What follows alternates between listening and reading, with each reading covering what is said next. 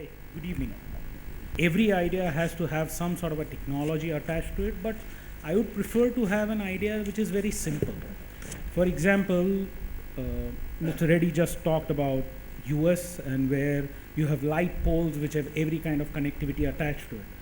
So here's an idea. Why can't we have light poles wherever, not only smart cities, which maybe at equidistance have microphones and hooters attached to it? So in the night time, when there is a lady, or not necessarily only a lady, when there is a gentleman also going through and there's a crime or there's some sort of a disaster, and this person shouts.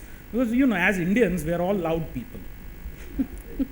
So this person shouts, and technology is there to enhance that. We can program the microphone to capture only after certain tonalities, certain factors, and the hooter starts off. So at least the nearby area people, maybe there's a police gentleman somewhere, or somebody is there, alerted, alarmed enough to go and help. So all these simple usages of technologies which we can innovate, make in India, do in India, which are very easily applicable, can be used for all the challenges that we face. Secondly, what we usually tend to not always forget, but a lot of times we miss, not purposefully maybe, is our languages. Like we have an app, like what Commissioner Sir told, there are a lot of apps for, all governance factors and everything. I'm a rural folk, I'm a farmer, I have a 5,000, 6,000, 10,000, X amount of phone, which I use to call people, talk, do everything, which can have a lot of apps, but I don't know how to read. Maybe I know how to read, but not English especially. Then what? We need to ensure that all our government apps are at least in multilingual format, which talk to that particular sector or that particular geography. To go further into it, I'm a rural farmer, maybe somewhere based out of Maharashtra.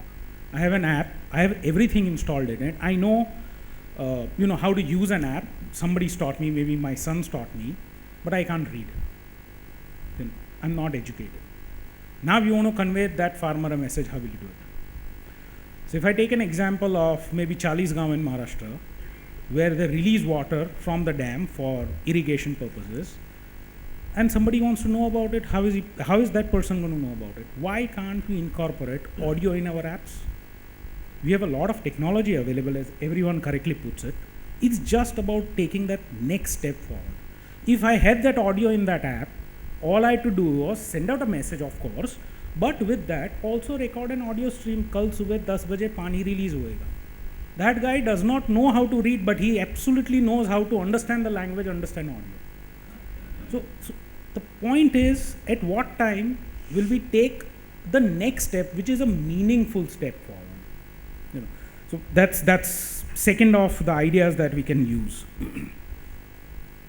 Third idea is that everyone is talking about rural to urban migration in huge bound and leaps, and we are talking 2020, 2025, 70% of rural folks would have migrated to the urban sector. Today, if there was somebody who was going to come into and migrate into Delhi, that person from a village would always have less information than you sitting here or me standing up on the dais here. How can smart cities, or our generic cities also, ensure, using various means, maybe signages, maybe education pamphlets, maybe some sort of a promotion affair, educate that person who's just migrating to become more smarter? Is there some design that we can put into format, into technology, into means of communication, where at least basic usability of that person or basic services that person knows is accessible? We have signages in multilingual. We have somebody saying Ames, it goes here. Great, now I'm in Ames, now what do I do?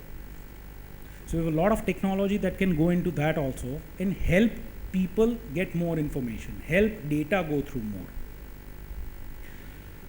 Healthcare is a very vital thing. Today, including the current government and the Prime Minister, is talking about preventive healthcare also. You have so many applications, you have technology which can monitor this, monitor everything. If I go back to basics that Preeti was talking about, where her mother said that water is maybe the essence of a lot of illnesses, can our smart cities have water filtration plants which are at that level complex and superior, but yet easy to be used by the people using it, where the water that goes through specific minerals that are needed for the city, for the people. It is not necessary that we have everything in every zone. So for example, if there was a healthcare technology that could be installed in all public urinals in maybe the entire Delhi or maybe a sector to start off, where after a periodical time I would get an update which says that yes, in this sector there is this illness which might happen because of the data being captured, and maybe the water supply that releases out comes with that additive, so that before the illness happens or before something happens, at least I can preempt and save somebody. At least I can do something to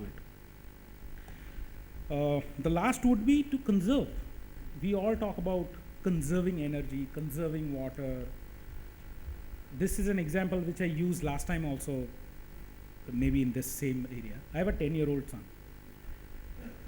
So the days that he does not go to school, he wants to sit in a tub and maybe enjoy his bath for half an hour, 45 minutes, just waste water.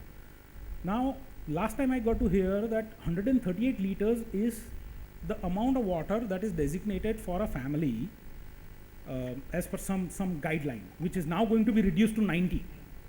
Great, perfect, okay. But once that 90 is used, how do I know that 90 is used? While we are talking about smartening everything, can we have a smart meter attached, which sends a message out to me at the end of the day if I am paying all the bills and if I am going to be incurring a lot of things, which says that, okay Anand, here you go, somebody in your family has used up 90 liters today, now you are going to start paying for it. While we are talking about smart grid and everything, sir, in that same smart grid, same smart meter, why can't we have an additional factor attached to it, although I'm not very sure whether it's already there or not. This is just something that came up, which tells me that, okay, you've used 300 rupees worth of electricity today. If you want to conserve, take whatever steps. If I don't want to conserve, that's up to you. But you've used this.